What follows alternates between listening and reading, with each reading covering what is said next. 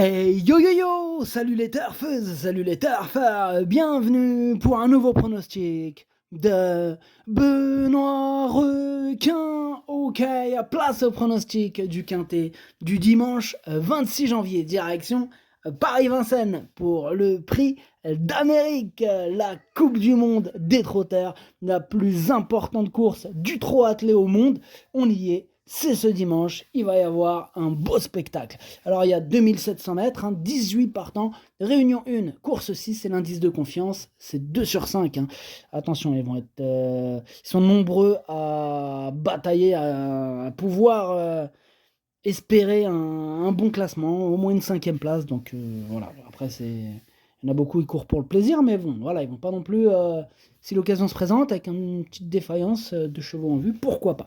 Bref, cette vidéo, j'attends avant l'arrivée du Quintet de ce samedi, je reviendrai dessus demain.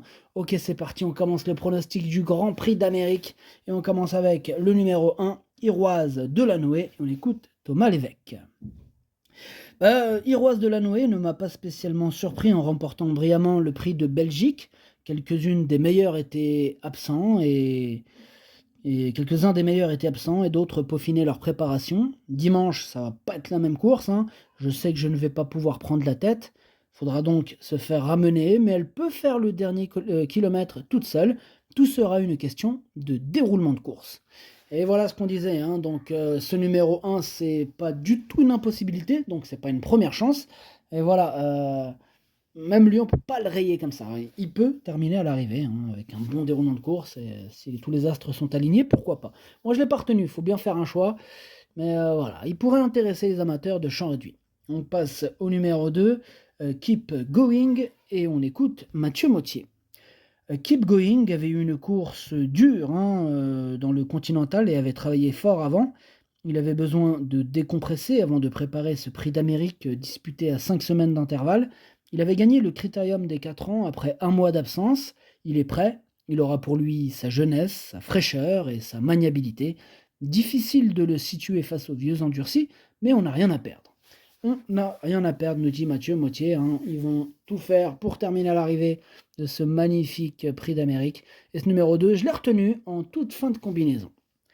On passe au numéro 3, Justin Bold. Lui, je ne l'ai pas retenu, c'est un regret. C'est mon deuxième cheval de complément en cas de non partant. Attention. On passe au numéro 4, Fakir de Mahé. Et lui non plus, je ne l'ai pas retenu. Mais pour le coup, pas du tout retenu. Voilà. On passe au numéro 5, Idéal Lignerie. Alors lui, je l'ai pas retenu. Par contre, il est à l'arrière de ma petite liste des possibles troubles fêtes. On enchaîne avec le numéro 6, It's Dollar Maker. Et on écoute Adrien Garato. It's Dollar Maker a eu un très bon comportement dans le prix de Belgique. Il a constamment dû trotter le nez au vent, en dehors d'Iroise de Lanoé. De plus, il n'était pas encore revenu à 100% après un mois d'absence. Cette course lui a fait du bien, il a bien travaillé à la campagne et sur la plage. Il s'élance de mieux en mieux, il est prêt à montrer son vrai visage et réaliser une belle performance. Il est prêt, It's Dollar Maker. Moi je l'ai gardé, je l'ai mis 6ème. Attention à lui. On passe au numéro 7, Josh Power, et on écoute Sébastien Ernaud.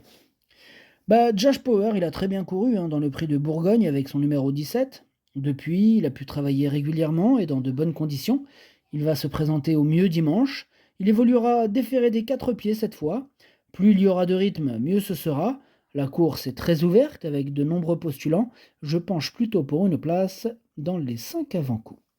Ouais, il me plaît aussi, moi, ce numéro 7. Je vous conseille de vous méfier de ce numéro 7. Attention à lui, moi je l'ai gardé en bout de combinaison. On passe au numéro 8, Just Love You. Just Love You, c'est celui qui me fait le plus peur dans ce quintet. La raison parce que je ne l'ai pas retenu, tout simplement. Mais c'est lui mon gros regret, c'est lui mon cheval de complément en cas de non partant. Attention, c'est lui qui pourrait casser mon pronostic. On passe au numéro 9, Inamarosa. Lui non plus je l'ai pas retenu, mais il est en plein milieu de ma petite liste des possibles troubles fêtes. On passe au numéro 10, Dimitri Ferme, que j'ai pas du tout retenu. Pour le coup, j'en ai préféré d'autres. On enchaîne avec le numéro 11, Hussard du Landré. On écoute Benoît Robin. Hussard du Landré a manqué de tranchant lors de sa sortie avant le Prix Bretagne. Je l'avais trop endormi et lorsqu'il n'est pas rapidement dans la bagarre, dans la bataille, il ne se livre pas. Dernièrement, il aurait pris la 3e place hein, s'il n'avait pas été victime d'un accrochage. Je ne peux pas l'avoir mieux à l'entraînement. Il n'a pas été déféré des 4 depuis un moment. J'espère que tout se passera bien. Il est en mode bagarre, en mode course, déféré des 4.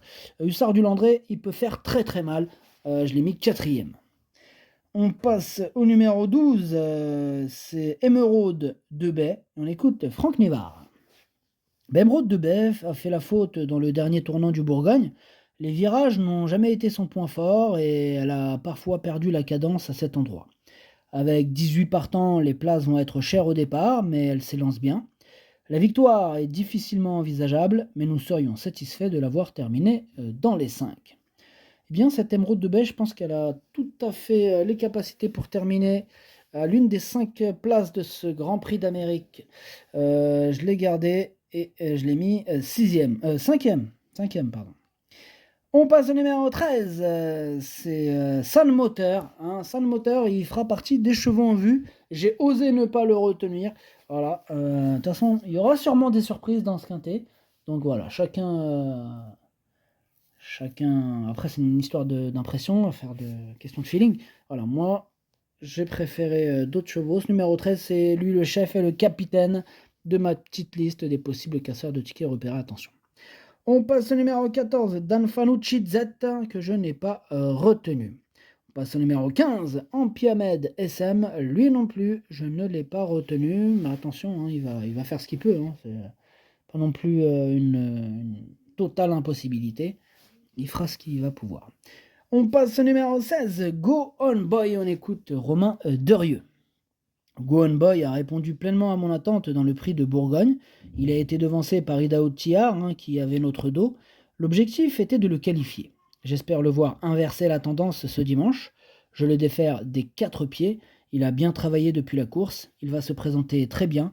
J'espère un déroulement fluide. Il faudra un peu de réussite.